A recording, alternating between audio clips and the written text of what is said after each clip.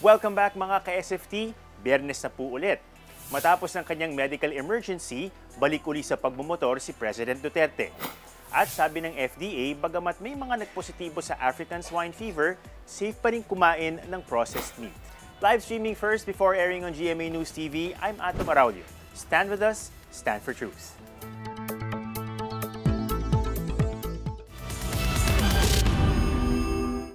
A few days after his medical emergency, President Duterte is getting active again. This time, isang ATV na raw ang kanyang sinakyan para iwas semplang. Pinost ni Senator Bongo sa kanyang Facebook account ang picture na yan ni President Duterte. After dinner daw kagabi, the President decided to go back to bahay ng pagbabago on an ATV.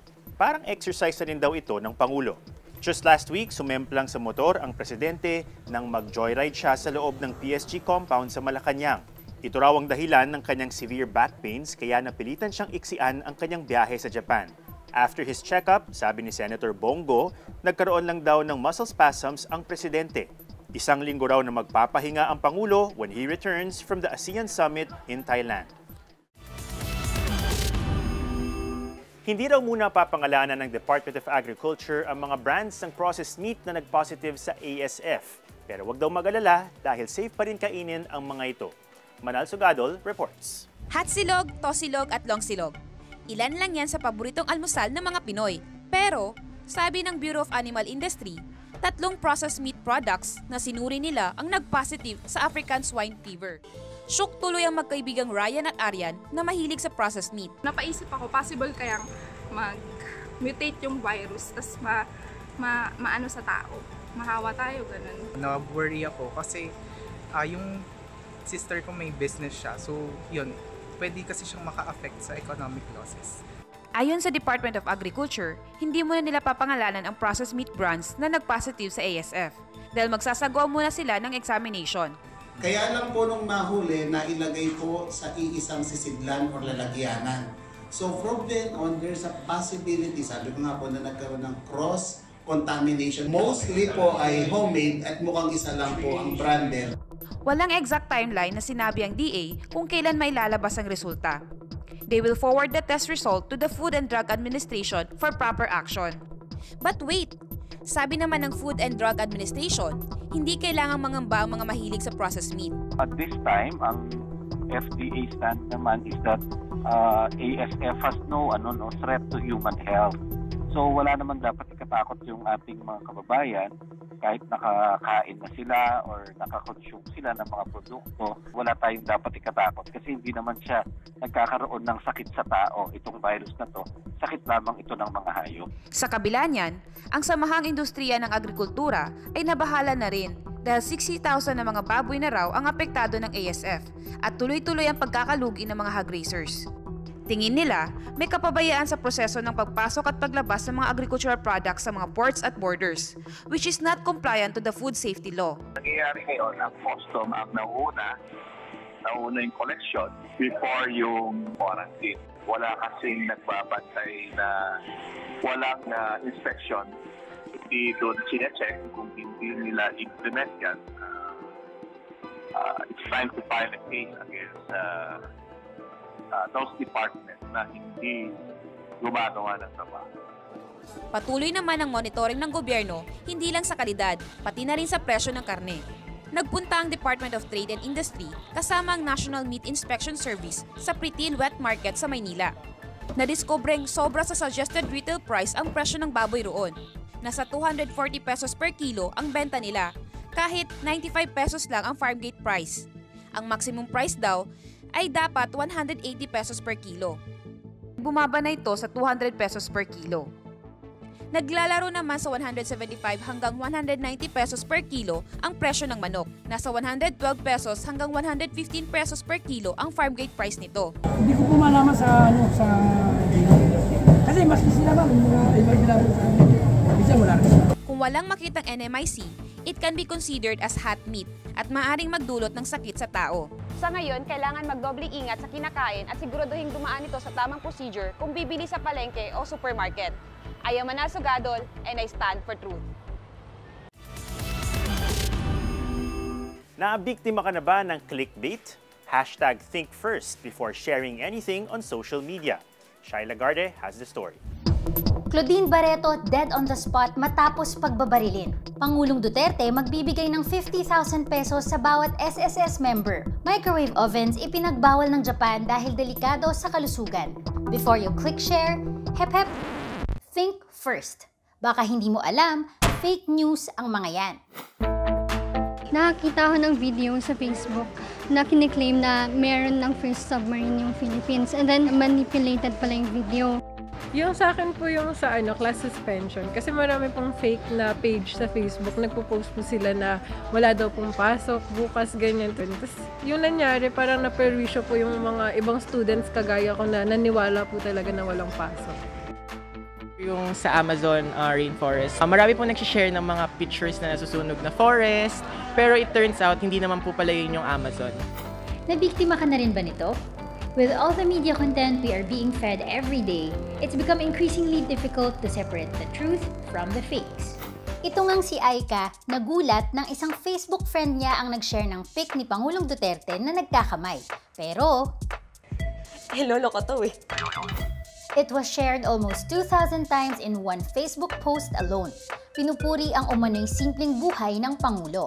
Ito yung photo namin ng lolo ko na pinost ko sa Facebook after kong i-share yung post na tinawag siyang President Duterte. Kaya naman, kasabay ng Global Media and Information Literacy Week ng UNESCO this October 24 to 31, Google News and its Philippine media partners launched the Think First campaign. Layo nitong ma-educate ang mga Pilipinong magsiyasat kung legit o hindi ba ang isang balita. Isusulong rin nila ang pagtuturo nito sa mga paaralan as part of the Media Information Literacy Curriculum in high school sa tulong ng Department of Education. Launching the Think First campaign. And actually just a couple of weeks ago, we even had a similar talk in the Senate. So even in the Senate, our stakeholders there were also interested on these digital tools that are available for news gathering. A lot of internet users, discerning internet users, thinking internet users, people who are already thinking, they are still spreading falsehoods. Hindi na raw maiiwasan ang paglaganap ng maling balita, lalo na kung sinasadya ito to go viral and influence people's opinions on crucial issues. To fight fake news. Pero ika nga ng millennials, GIYF, Google is your friend. Narito ang ilang tips mula sa speakers kung paano mag-fact check. Tip 1. Tingnan kung saan galing ang balita to check biases. Is it a legit and credible news outlet? A personal blog? The PR site of a political ally? Or an anti-government page? Tip 2. Look for 2 or more sides to the story. Balanse ba ang report? Sinikap bang kunin ang panig ng mga taong sangkot? Tip 3. Tandaan ang two-source rule. A real news story would link to a first-hand source or expert, plus at least one more credible source of evidence na magpapatunay rito. Discernment. Well, that's the whole point of think first, di ba? Kailangan nag-iisip ka sa internet. And just be responsible users, whether it's in search, social media, and especially online shopping. To think first, hashtag think first, it means that you have to first care, right? Because you cannot think, you cannot be bothered to think kung wala ka namang pakialam sa kung ano ang totoo. So that's why we stand for truth. So next time you encounter a juicy piece of news, huwag basta-bastang i-share. Take a few minutes to think first and check your facts. So I'm Shai Lagarde. And I'm Joy Spring. And we stand for truth. Nag-testify na sa korte ang ilang convicts kaugnay ng illegal drug case laban kay Senator Laila De Lima. MJ Geronimo reports. Laila De Lima! Palayain! Laila De Lima! Palayain! Bandang alauna ng hapon nung dumating dito sa Muntinlupa Regional Trial Court, Branch 256, si Senator Laila De Lima para sa pagdinig sa kanyang mga kaso na may kaugnayan sa illegal na droga. Sigaw nga ng kanyang mga supporters, pakawalan na ang senadora. Illegal drug trading ang sentro ng kaso laban kay Senator De Lima na inaresto noong 2017. Konektado umano ang senadora sa nangyaring pagpapaikot ng illegal na droga sa New Bilibid Prison when she was still the Secretary of the Department of Justice o DOJ. Ngayong araw, iniharap din sa korte ang ilan sa witnesses umano laban kay Senator De Lima. Kabilang narito si Engelberto Durano na convicted sa mga kasong murder at illegal drugs. Ayon sa kanyang testimonya, June 2011 niya unang nakilala si Senator De Lima. Noong 2016, he claimed to have delivered 1.5 million pesos for Senator De Lima's campaign in exchange for business protection. Ang amount na ito galing daw sa shabu business ng kaibigan niyang si Jeffrey Diaz alias Jaguar. Kilalang kritiko ng war on drugs ni Pangulong Rodrigo Duterte si Senator Laila De Lima. Kaya paniwala ng kanyang supporters, ito ang dahilan kung bakit pinakulong ang senadora. Oy, si Laila, matapang, lumaban. Oy, si Laila, matapang, lumaban. Naniniwala po kami na inosente si Senator Laila. So, nandito po kami para sumuporta sa kanya dahil alam naman po namin na wala siyang kasalanan at puro pambibintan lang ang ginagawa sa kanya. Nagbigay naman ng update ang abogado ni Senator De Lima tungkol sa naging pagdinig ngayong araw. Nasuspend yung proceedings so para sa Senator De Lima is concerned kasi meron kaming hinihinging subpoena regarding sa bank records ng in-identify na bank account ni Durano. Essential yun sa cross-examination namin. Pag nakuha namin yun, saka na kami makakapag-process namin. Ayon sa mga eksperto, mahaba pa ang proseso sa pagdinig ng kaso bago makarating sa desisyon ng korte. I'm MJ Geronimo and I stand for truth. They're morons! They're bullies! They're racists! Yan ang hashtag-triggered reaction ng ilan sa ating opisyal kina Senators Patrick Leahy and Richard Durbin ng United States. Ano man nangyari dyan? It all started with Senator Durbin's tweet. Good to see the Senate Appropriations Committee pass my amendment with Senator Leahy today to prohibit entry to any Philippine government officials involved in the politically motivated imprisonment of Filipina Senator Laila De Lima in 2017. We must hashtag free Laila now. Sabi ng ilang Filipino senators like Tito Soto and Bongo, pakialamero raw itong sina Durbin at Leahy. Interference or panghihimasok daw ang travel ban sa sovereignty ng ating bansa. But hello! Any country has the right to deny entry or allow entry of any other foreigners into their territory. Hindi ba si Pangulong Duterte nagdi-deny ng entry sa UN investigations into his war on drugs? Remember when former Ombudswoman Conchita Carpio Morales was refused entry to Hong Kong? Ito ang sinabi ni Presidential Spokesperson Salvador Panelo. We cannot intrude into the immigration laws of any country in the same way that we expect that they cannot intrude into ours. So ano ba yung logic behind proposed travel ban laban sa ating opisyales? Sa Section 7022 ng Department of State Foreign Operations and Related Programs Appropriations Bill of 2020, isa sa mga concerns yung implementation of sanctions on foreign individuals for direct or indirect involvement in significant corruption or gross violations of human rights, pursuant to the Global Magnitsky Human Rights Accountability Act.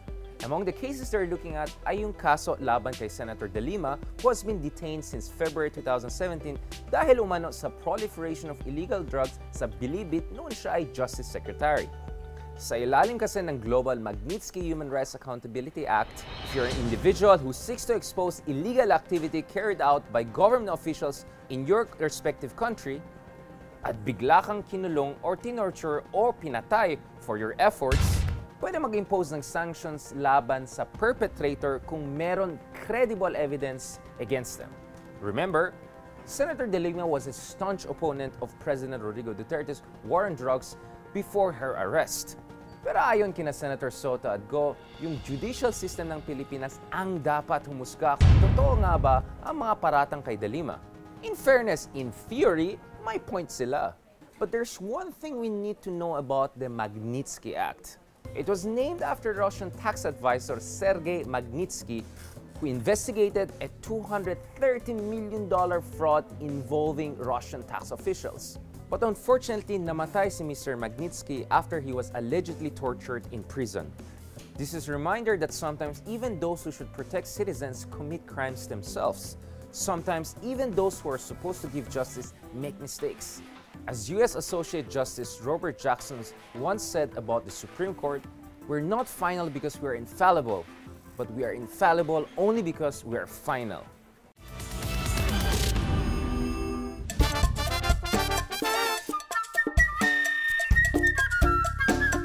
Yung bearded po. Kasi manly tignan. O hot po tignan. Clean cut. Kapag malinis ang lalaki, it's more like attractive. For me, walang beard. Parang spiky pag ginawakan mo. Actually, ako natatakot ako sa may beard. Binulong na sa amin ni Alfred ang totoong sikreto ng mga gwapings na nagpabihag din sa kanyang girlfriend. Siguro, na-attract din siya sa beard ko kasi dahil nga manly kang tignan, so feeling niya napaka-safe niya sa akin, parang ganun. Ayon sa kanya, regular ang pag-shampoo at paghuhugas ng balbas para ma-maintain ang kanyang beard.